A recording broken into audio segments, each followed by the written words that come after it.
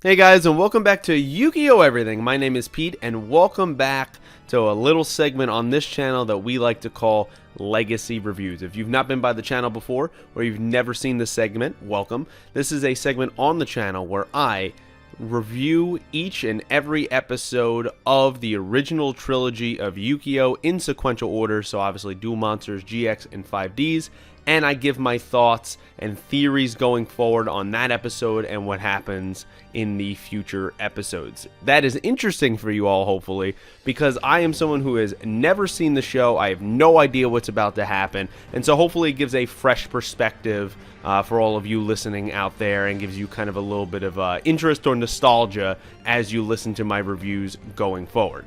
So with that out of the way, guys, this week we are doing episode 11 of the original trilogy, so I'm going to switch over to the Duel Monsters side of it, and I'll be right back. Alright guys, well, welcome back to the Duel Monsters side of the review, kicking it off here on episode 11. This episode is called The Power of Friendship, Lava Battle Guard, and Swamp Battle Guard, and yeah, this is definitely through the first 11 episodes, a show in Yuki's group there, you know, with Honda, with Anzu, with Jonochi. It's about their friendship, and you guys would know better about it through, I believe, the manga before this or the Season 0, so you would have a greater perspective and understanding on what these characters mean to each other. But for someone like me or someone just watching the anime itself, through 11 episodes, I think they've detailed that pretty well. I think you sense kind of the care that they have for each other, and it has been shown by how each character has stepped up for their fellow friend, whether in the current moments of this Duelist Kingdom or when we get these flashbacks.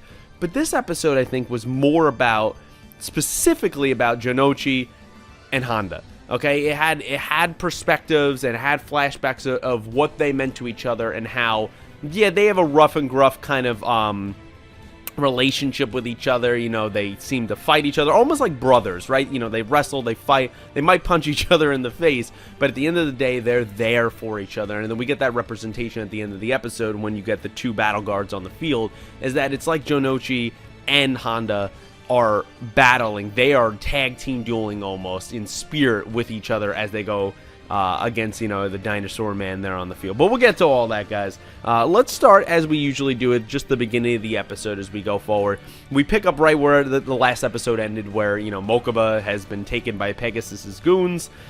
He's completely gone. They theorize that he probably went to the castle, and, you know, the only way, as we've known since this Duelist Kingdom arc started, the only way to get in there is to get your 10 star chips, and you get entrance to Pegasus's castle. Right now, Yuki stands at 6, Jonochi at 2. That's pretty good, actually, for both of them, considering they've had mishap after mishap, especially Yuki, in terms of, you know, star chips falling in the water and all these setbacks that are going on. So they're standing it pretty good, especially Yuki, to be at 6. I think if you're over, you know, because I think it was like 48 or 72 hours you had in the island, if you're sitting at about 5 or more star chips, I think you're doing pretty damn well. So the idea is, hey, you know, we need to get into the castle for many reasons, and now another reason there is to, you know, make sure we save Mokuba. When in all the haste when they were looking for him, we get this moment where there's a whole bunch of cards on the ground that Jonochi found, and he's like, whose cards are these? And it's Honda, you know, quickly trying to scramble to pick them up, and Yuki asks him, like, oh, hey, like, you're interested in dueling? And he's like, oh, you know, it's just kind of almost like a hobby thing. Like, you know, he found a few cards that were interesting and he just keeps it on him. Kind of like if you were in a friend group, right? You might not be totally into one hobby or one sport or something that's going on, but if you're with them all the time, you might kind of almost osmosis like, right? You might develop an interest in it or want to understand it better in a better perspective. And so, hey, he has no interest in dueling at this moment, but he's like, I want to have a few cards that I think are cool, and I want to be able to, you know, I don't think he necessarily thought, hey, I could have these cards, you know, to help my friends and add it to their decks, but I want to understand this game better and the perspective of what they're going through better. So I thought that was actually a really cool moment, and it makes realistic sense that, you know, we would definitely see real people do that for their friends and trying to, you know, understand their interest if they're along for the ride. And it just happens that when Jonochi is, you know, he's looking at the cards and they're helping, you know, Honda pick them up, he goes, hey, this has a similar name. And so he has one of these battle guards And Honda has the same thing, and he asks, if he could use it, if he could add to his deck, and Honda's a little bit resisting at first, and he goes, I'll let you borrow it almost, right? Because who knows, with the power of these two cards together, tag team with the same name, they could probably help each other in some way. They seem like powerful cards on their own, but together, it could be a pretty incredible force, although Jonouchi doesn't really understand what that can mean, and he's going to have to obviously find that out as he duels with it. So then we cut to Mai, and, Mai is just crazily bored. She's defeating someone, off screen. We hear them, but we don't even see them. Does a Harpy attack, is like, yeah, leave your star chips and get out of here, right? She's already up to 8 star chips. So she's 2 away from getting in the castle. She's probably the most progressed out of anyone on the island, or at least anyone that we've seen. But she is haunted almost, not in like a horrible way, but more of an annoyance way, right? Where she's looking up, she's laying on the cliffside, and she's looking up, and she just sees Jonouchi, kind of an image of him that she's imagining in her head, that is, just kind of taunting her, because that is the only person on the island that she is lost to, and everyone regards Jonouchi, that has come across him or knows of him, as kind of the weakest duelist maybe on the entire island. And so that really sticks in her craw, that she was defeated by him. Of all amateurs, right? It was Jonouchi that beat him. She still has dreams of being the one to take Yuki down. That's someone that she really...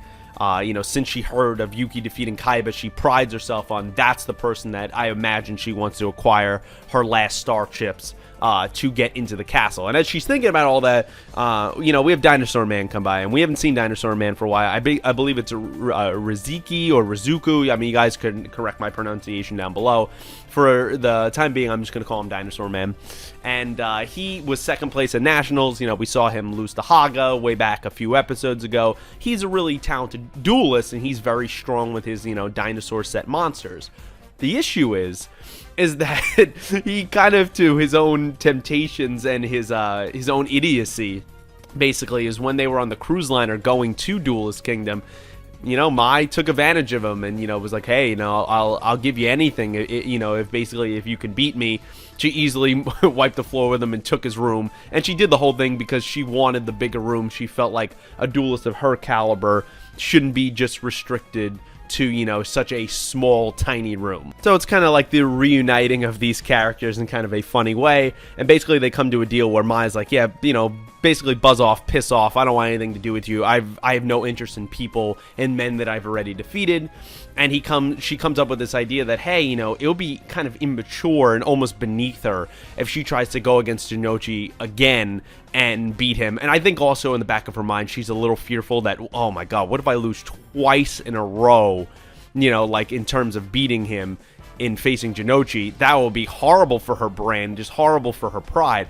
But if I use a servant in, Dinosaur Man here, I not only get him off my back and, the promise of, he wants to face me and get his revenge and blah, blah, blah, blah, blah. Mai doesn't really care about any of that crap. She just wants to see Jonouchi fall, and it happens that, hey, he has 2 star chips when she goes to meet him. This would be great. It is a way that he can get off the island, and that, hey, even if I'm not the one to defeat him, that he still loses, and then I don't have the possibility of facing him, the idea of facing him, and I could kind of get on with myself and get on and over my humiliation. So, they go from that moment, and, you have the whole group, Yuki's group just ragging on Jonouchi and kind of going, hey, Anzu, like, oh, he's probably the weakest duelist on the island. Of course, he's going to, hurry up and decline, Mai's kind of invitation to a duel here, her challenge. Honda is ragging on him in the background and everything, and no one respects poor Jonouchi. And listen, I understand he hasn't earned it in many ways. I understand that he's not the premier duelist that Yuki is, or a lot of these duelists on the island are. But, as his friend, give the guy a little backup, man. Don't just immediately cut him down. So I thought that was kind of a little bit messed up, and it even prompts Jonouchi to punch Honda right in the face. We see that off screen, but you would imagine from the marks in the animation on his face that he punched him right in the face, and Honda gets, he's goes off, and he's like, this idiot, if he wants to lose and risk not being able to save his sister's life, whatever, and he kind of storms off. But I understand that Janochi, he wants to win, and he wants to win for himself, and he believes that they'll be able to have him win for his sister, and not only getting the money, but that she can get the surgery and beat the disease, and that he needs to do this for him because, Mai even makes the point of saying, hey, no comments from the peanut gallery this time. Okay, you have to defeat me on your own. You can't have any help from Yuki whatsoever. And they're saying, Yuki's group is like, oh, that's even crazier. And yet Janochi still agrees because he has to do this for himself. And as the whole duel starts, and you have Anzu still hating Mai, and kind of admitting that, hey, the only way that Janochi won last time was because of Yugi, and what is he gonna do now? They should have a little bit more belief in their friend, because hey, he's done all right. He did defeat Mai. He, it might have been with Yuki's help, but he still has to go by his own regard, his own thing. There was a couple good moments in this episode. Jokingly wise, because there's a moment where Mai goes, hey, serve it, defeat him, or you won't, get what, what we want or whatever. And Janochi kind of puts his hand on the side of his mouth, like, oh, what did she promise you? And, Dinosaur Man's like, oh, that's a secret. And it kind of enrages Janochi because they both might have, kind of a little bit of hatred or kind of jealousy towards Mai for how good she is and how she uses people, but they're also completely attracted to her whatsoever. So I thought that was a little funny moment that maybe the kids wouldn't have picked up on, but definitely adults and people like us for the most part are going to pick up on a moment like that. So as the duel starts, right off the bat, Janochi is trying to do the whole time wizard, baby dragon to 1,000-year dragon thing, same basic thing. And that people adapt when they watch you duel or anything in sports, right? You have to change yourself. You have to not be the same thing every week and be this amateur because you need to progress as a duelist, as an athlete, whatever it is, to constantly face and change the different things that people are going to throw at you. And so Dinosaur Man, Rizuku and Mai, they know what's coming. They know what cards he puts down, and they immediately wipe the floor. Dinosaur Man there wipes the floor with the baby dragon. It's in the defense position. You could clearly see it. His powerful Dino deck, no chance whatsoever. And that kind of prompts Janochi to go, oh crap, what am I going to do now? He has to come up with a different strategy. I don't think I have the card strong enough in my hand. He also has no Yuki, who runs off to go find Honda, and no Honda. So even though they can't help him, you still want the support of your friends watching you, just like you would want them at, if you were playing a, sports game, a basketball game or something. You want your friends and family in the crowd, right, watching you. They can't help you. They're not having really an impact on the game, but knowing that their support is there can kind of invigorate you and kind of pump you up more and help you and actually impact your skills going on in the game. And so I thought, that was a cool friendship moment of course, he wants his friends to watch. But one thing I didn't expect is I didn't expect Yuki to go off and kind of check in on Honda, because this is kind of the first time we see really a one-on-one scene between these two characters, which was really nice, because after all, they're all friends, right? You can't just have them as a group or just Janochi and Yuki's connection. They all have to have their own kind of tandem moments together to see the different types of friendships and relationships that they share with each other, because they all provide different skills and have different personalities. And Honda, he gets a little bit mad at Yuki that, hey, he's not there, and Yuki's like, hey, well, why would I be there? I can't help him. There's no point of me being there. And Honda's trying to say, hey, it's the power of friendship. You just being there, you being the person you are, that could progress and kind of empower Janochi in this duel. He needs that kind of support. And Yuki's kind of point is, hey, he needs you too. He needs all the things that you have been there for him. And I really thought that was kind of a cool moment where they decided to come back, help Janochi, help kind of the sisters' cause, what they're going for. It was kind of a bunch of BS because, Honda makes the point of, like, Yuki, like, it doesn't matter what they said or what you agreed to.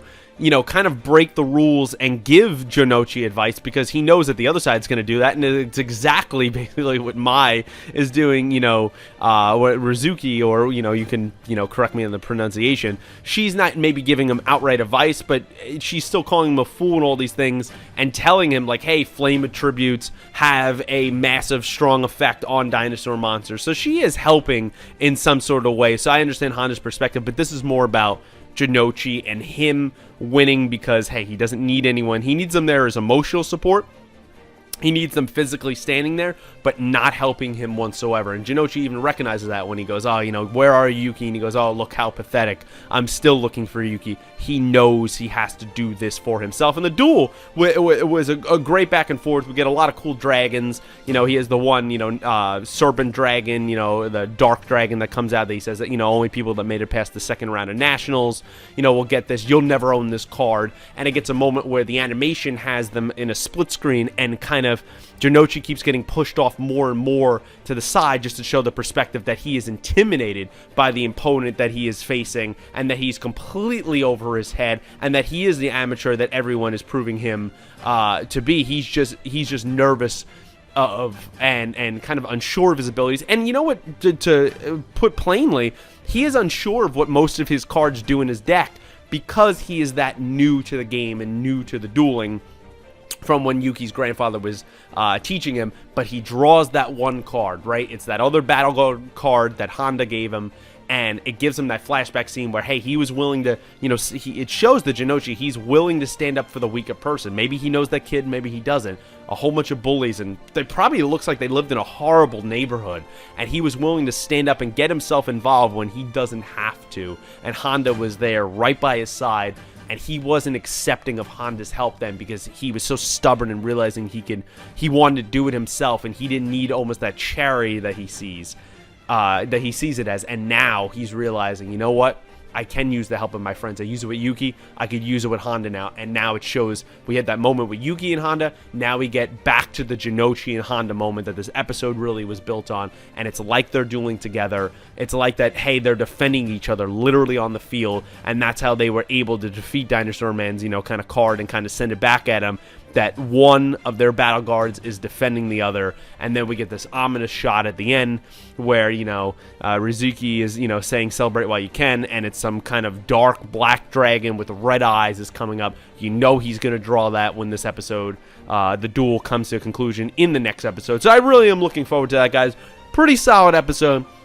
Really built on the friendships of this group, particularly in Jinochi and Honda, and I really like that we're fleshing out characters like Honda, because you know what, he's part of the four. He needs a little bit of time in the sun to show what he's all about and how these characters connect to each other. So guys, let me know what you thought of the episode down below, what you think is going to happen going forward. Obviously no spoilers, but what did you think of it at the time, or if you're watching it for the first time with me, I would love to hear your thoughts. I'm going to switch over to the GX side of the review, so stay tuned for that.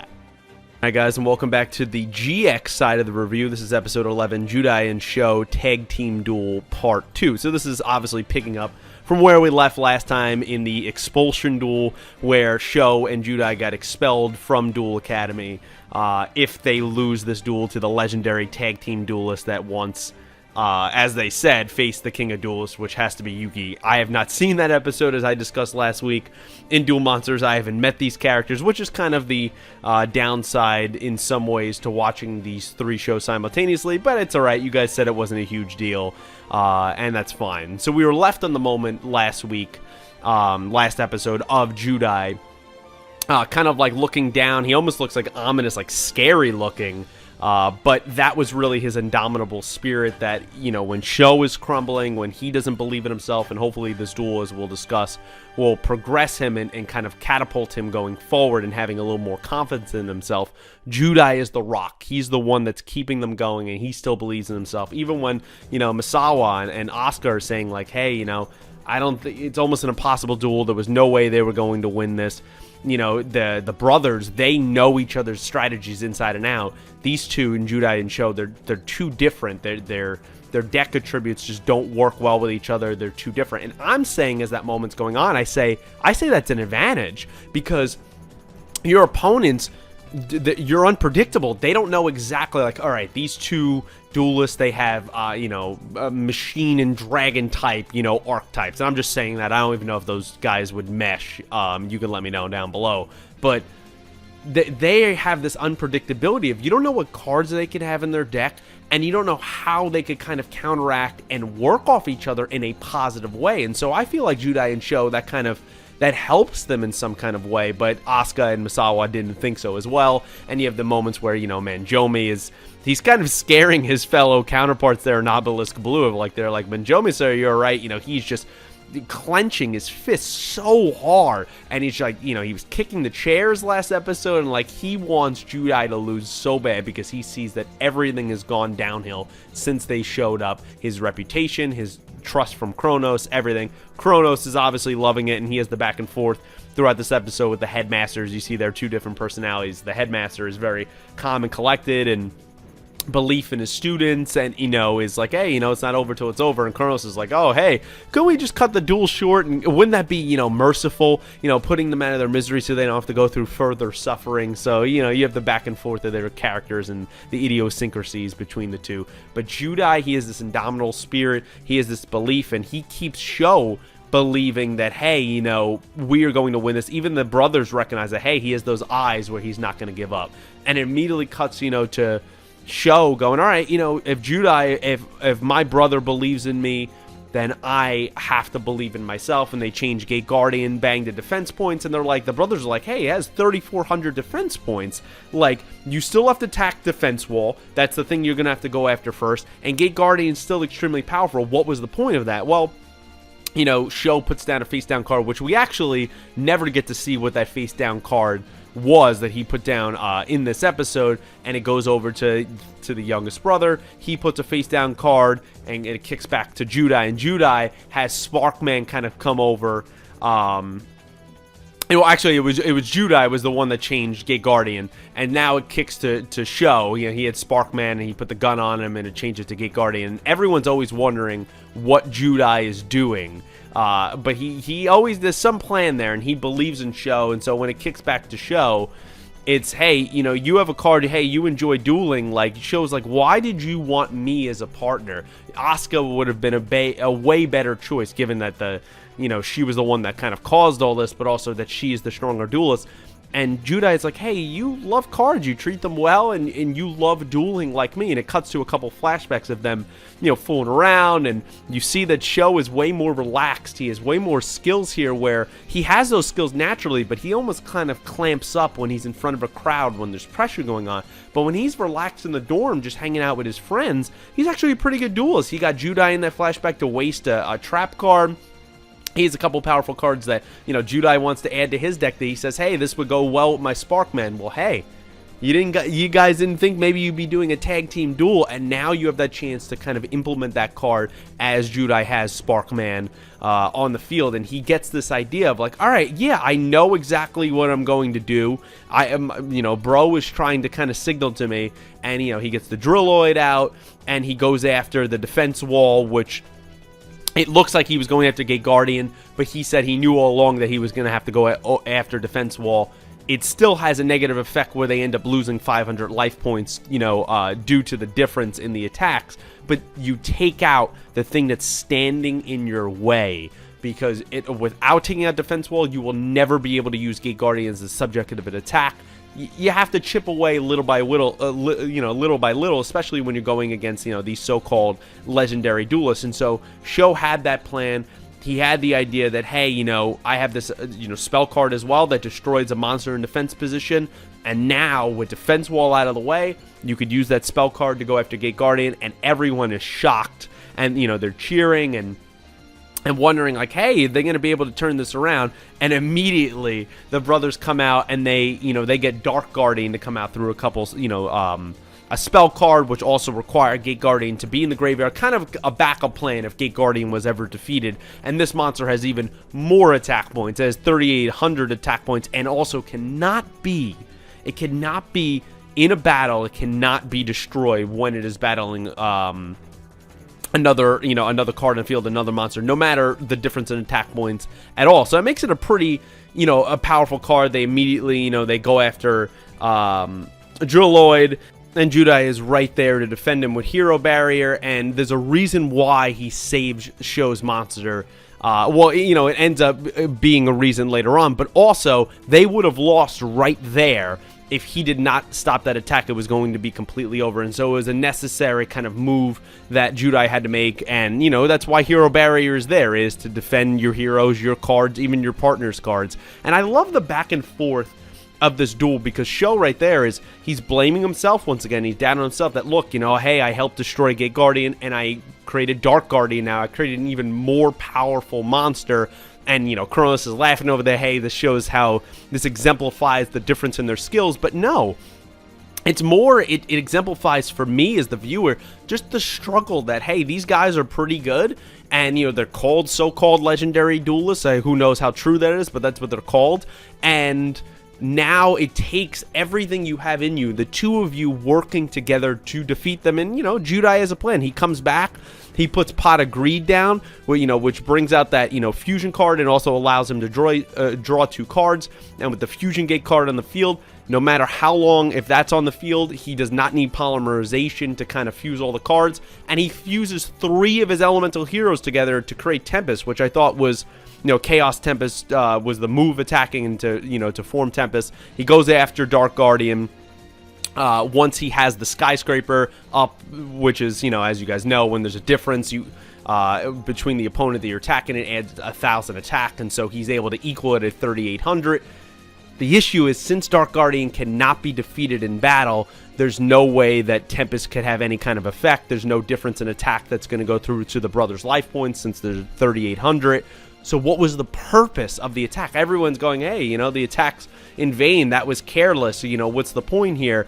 And, Judai uses Sho's face down card that we never get to see in this episode to kind of negate, use Tempest's effect and kind of negate its destruction.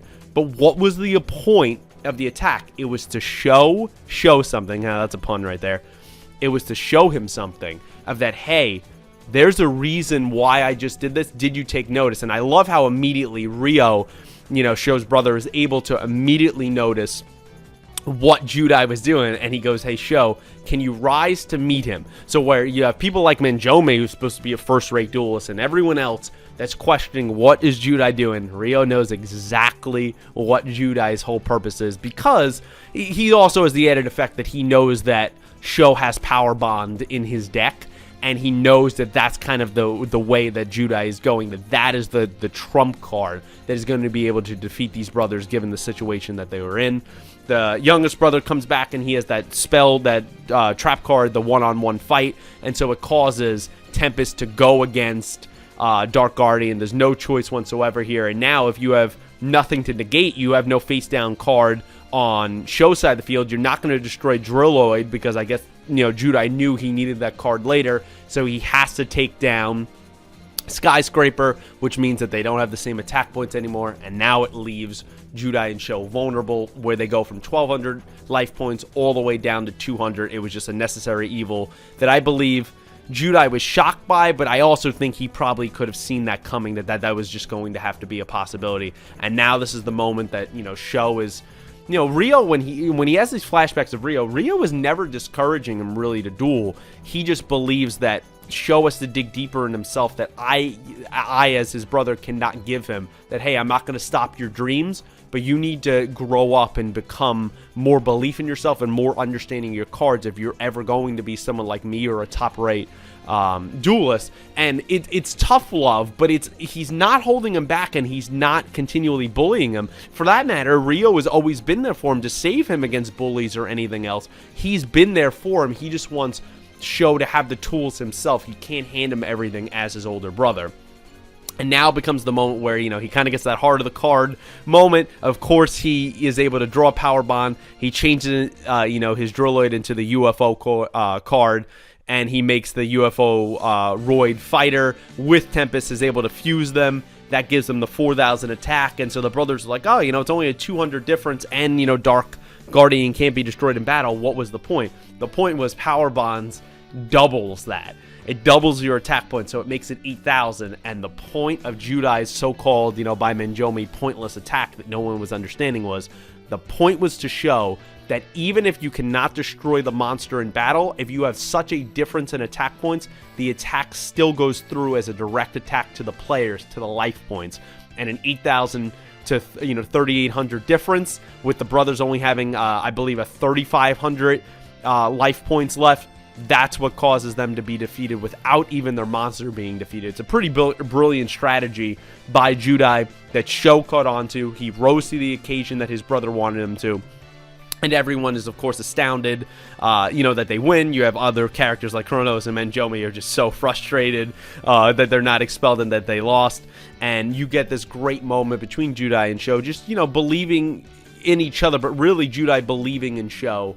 And he looks up at his brother and he's like, hey, wondering, like, hey, are you proud of me that, I've taken the steps forward and, bro, I'm going to meet you one day. And Rio has kind of a proud moment where he goes, hey, yeah. One day I think you could kind of catch up to me, and there might be a day that comes that we have to fight each other. But I think he was proud of Sho and his brother. I really love that moment that, hey, they don't say a single word to each other. It's all in each other's heads, but they know exactly what each other is thinking. For us as the audience, but for those characters, they have that kind of, brotherly connection, obviously, but as duelists, they have that kind of connection. I really like the tough love approach that Rio is having. And then kind of the funniest moment of the episode is that, Judai, he loves dueling, but he hates the work. That's why he always falls asleep in class. He hates the schoolwork. And the headmaster's like, hey, you still have to have kind of a punishment, going forward here, even though you're not expelled anymore. And he has to do a 30-page report on duel strategies. And not going against the legendary duelist, that's not the part that kind of he was pissed off or fearful about. It's that he's so upset that he thinks this is a punishment that he has to go back and do this report in basically a day, and we're gonna have to pull an all-nighter here. So I thought that was a really fun moment. And he does this whole gotcha thing to the legendary duelists, the tag team brothers there. And Asuka, Misawa is excited, and Asuka even points, hey, Misawa, are you cool with having kind of a rival that's as strong as Judai? He does, and I think Misawa wants a challenge, and he realizes people like Judai and Sho are good people, so it further shows his character in Misawa. But also Asuka goes, hey, I can sleep better knowing that I don't have to be guilty, that I'd be the reason that they were out of the school. And also, she likes them, and she particularly has an interest in Judai. So we're going to see a lot more interaction, I think, between those characters going forward. But guys, yeah, that's kind of my thoughts here on GX episode 11, the conclusion to the tag team duels. Let me know what you think down below, kind of your thoughts going forward and kind of the comedic bits. And did you like the dueling, the back and forth, as much as I did in this episode? Because I really thought it was top rate. I really enjoyed the different strategies, and I love the tag team dueling aspect. Hope to see more of that in this show and the other shows going forward. But with that, guys, I'm going to switch over to the 5D side of the review, the final part of this review, so stay tuned for that. Alright, guys, and welcome back to the final part of the episode 11 review. This is 5D's episode 11, Special Pursuit Deck returns. Regain the bond with your friends. And so we know what that means when we get the title of this episode. We know that our cop friend here is back to hunt down Yusei. We see that at the end of episode 10 that, he wants to repay him for the scar, and also, he just hates him just like the chief did, is regarding him as satellite garbage, and now we know he's going to come after them. Pretty interesting episode. Not like a super amount of like crazy stuff happened. A little bit of just funny, just like classic, like maybe anime or like TV show stuff. And so we'll get into that. But the episode starts off with Yusei basically wondering why the chief said that, hey, the director has such an interest in your belongings. We see that Yusei is clearly being tailed, not so subtly. Those guys make it pretty obvious they're working for the public maintenance department, and they are tailing him, but he still goes, Yusei, to the place Bootleg, which was this kind of dive hole-in-the-wall bar. There's not so great characters there. They all have the same marks that he does, so obviously they're all people who have done criminal acts, or at least regarded as criminal acts in Neo Domino City. They're smoking hookah. Even the bartender is saying, like, hey, run home, child. You have no place here. This is not a child, caring center. And Yusei kind of further aggravates him when he asks for milk, because he's not old enough, obviously, to buy any alcoholic beverage. But once he slaps that card on the table that Himuro gave him when he was leaving the prison, saying that, hey, he's looking for a man named Saiga.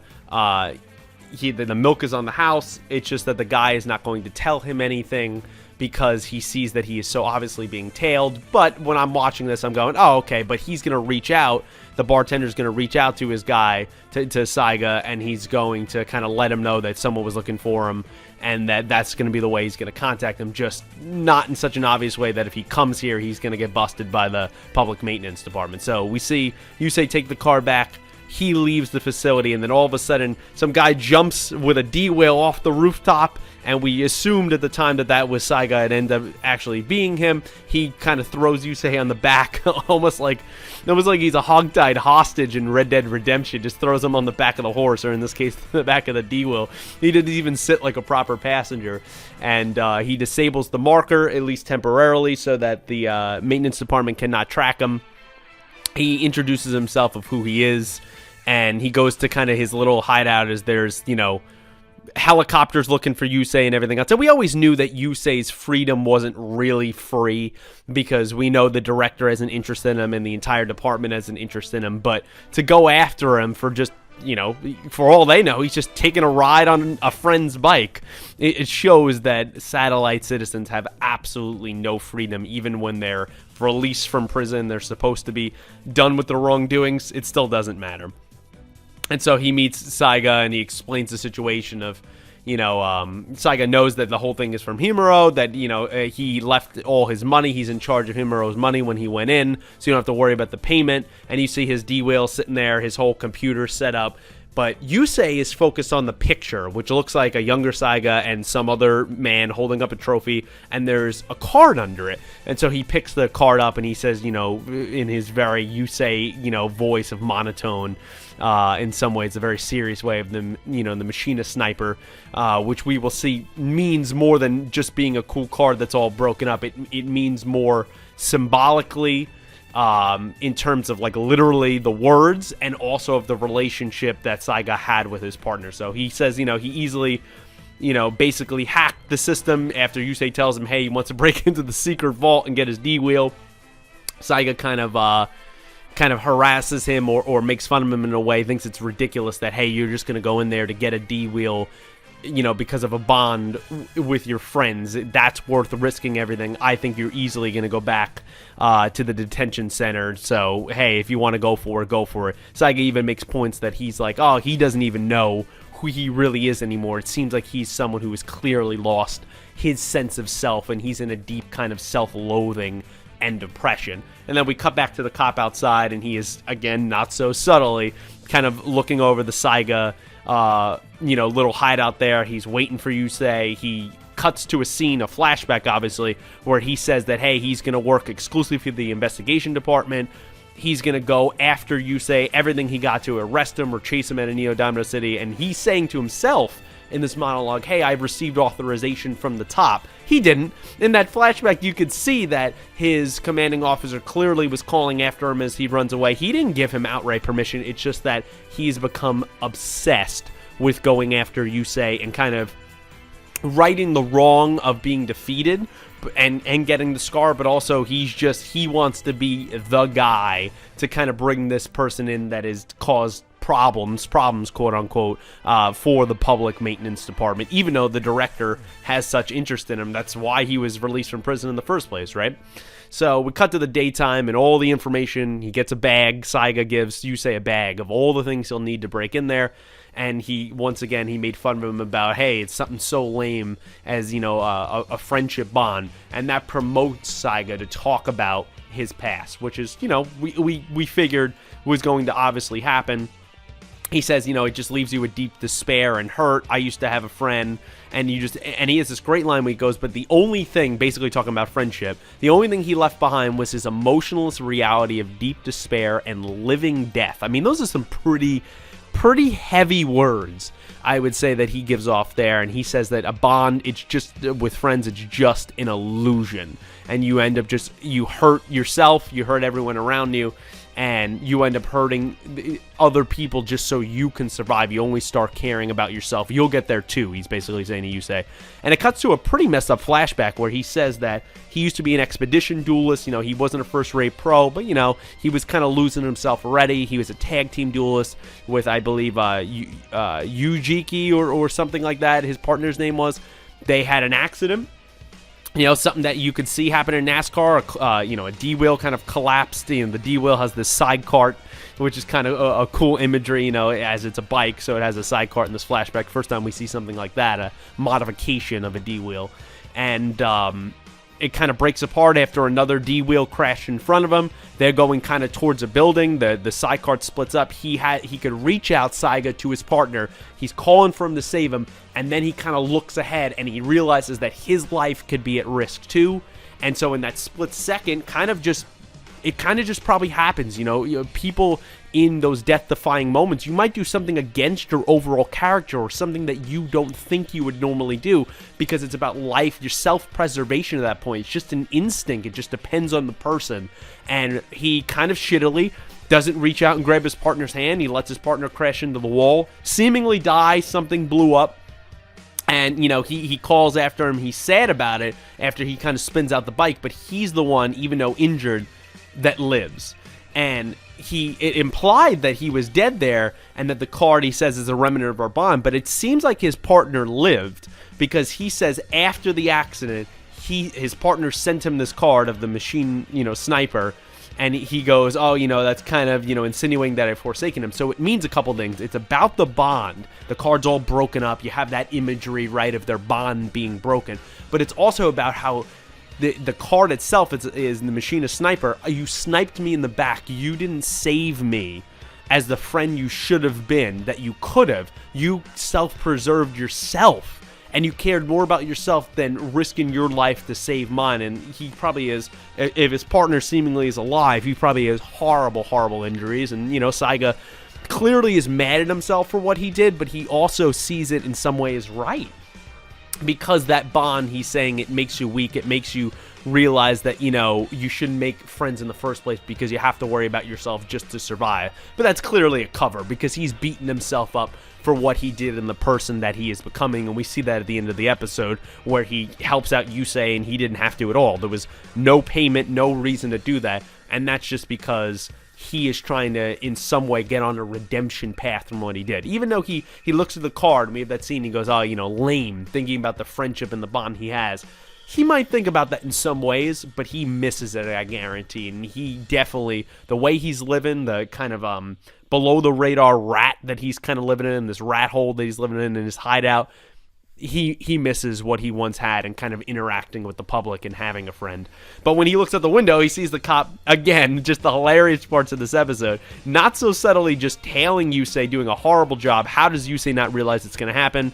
Yusei, with all the information and the fake cards that he got from Saiga, breaks into the public maintenance department, which really doesn't even break in. I mean, he walks right in. That was the whole point of having the security access and the codes and stuff like that. He gets his D-wheel, and as soon as he goes to get the D-wheel, cop catches him, and, you know, it just kind of goes at him and says, you know, garbage is always going to be garbage. I thought it was funny when he goes, oh, it's like a rat in the trap when Yusei jumps in the box. You know what he was here for, right, man? Like, he was here for the D-wheel. So, of course, that's what he was jumping in there for. It was a means to escape and kind of burst out of the box and knock all the officers down. So I thought that was pretty stupid on his part, just like, you know, classic, you know, villain antagonist being like, oh, rat in the trap. Like, clearly not, man. He was going to have a way to get out. The more rat in the trap situation is how you're shutting every gate in the building and he's not able to get out and he's kind of just racing level to level to level. That's more the rat in the trap than him accessing his D-wheel.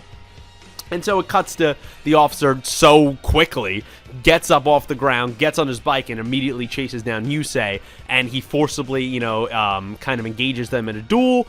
You know, Yusei is, for the first time that we see in the show, he is not as concerned with the duel. He's concerned with escaping. Now, we've seen that the first time he fought the cop when he was going up the tunnel to get in Neo Domino City, but he was still, I felt like, more into the duel in that moment. Here, he is clearly just trying to escape. So you could say there's a lot of similarities, and there definitely is, but I'd say even more so, since he's in such a dangerous situation where everyone knows, or is going to know, he broke into the public maintenance department. He is trying to get out no matter what, doesn't even care if the duel doesn't end.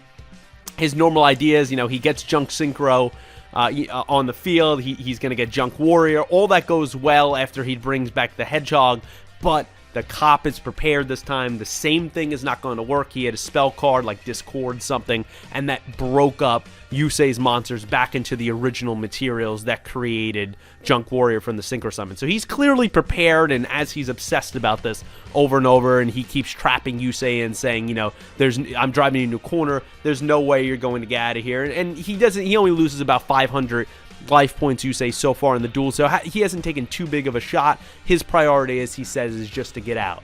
And then at the end, just as it looks like, he's going to keep going around and around until he's eventually caught or defeated. Saiga comes over it, and he's basically saying, trust me, to keep driving straight ahead. Yusei increases his speed, and the hope that Yusei is entrusted in Saiga is that he's going to unlock those doors enough that the D-Will could kind of just burst through them, and he doesn't end up like, a Jackson Pollock painting and splatter all over the wall. And even, the cop is, confused at first. He'll catch on probably next episode. But that is where we leave it off. Very Tron and Tron Legacy like in this episode, especially in the public maintenance department, the way the imagery was as they were going from level to level and riding their D-wheels around. And I also really like the animation is incredible in this show, and especially in this particular episode and those set of scenes in the security vault. It was absolutely incredible. It looks really photorealistic. So guys, that's kind of my thoughts here on episode 11 of 5Ds. Let me know what you thought down below.